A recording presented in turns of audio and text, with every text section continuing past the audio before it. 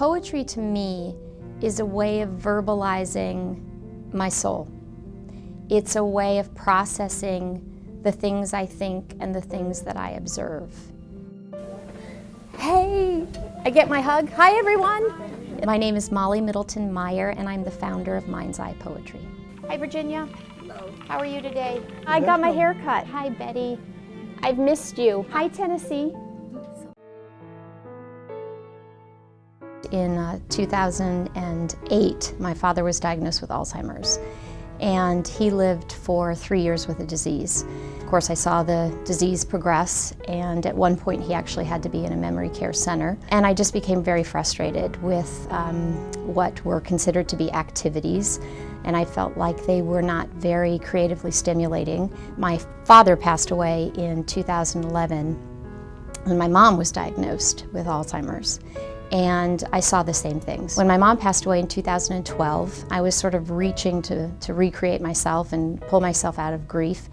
And I just took a hard look at, what am I good at? I'm not good at a lot, but I'm good at a few things, and writing is one, and poetry is an interest. Today I had an idea that we would do something around the topic of homemade and handmade. I explained that I've just brought some things, some props for lack of a better word, and that I have an idea of a topic that we might talk about and maybe write poems about. If we get this idea that a recipe box is a memory box, my recipe box contains what?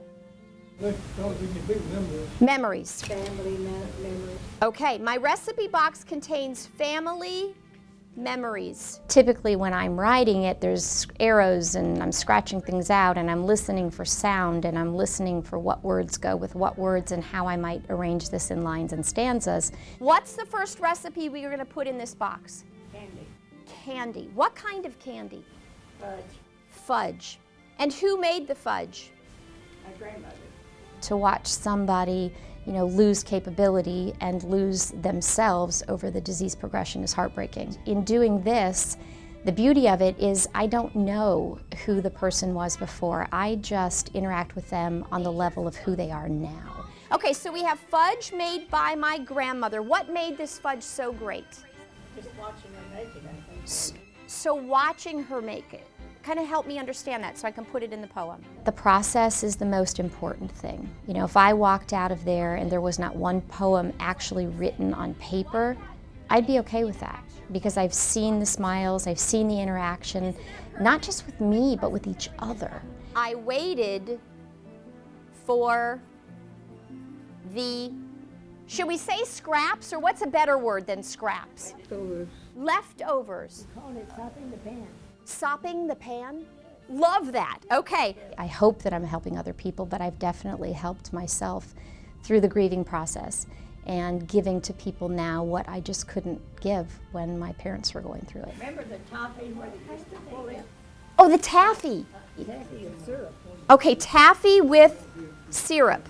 I didn't like doing it. You didn't like doing it. I love. But I loved my sister to do it because they didn't do enough.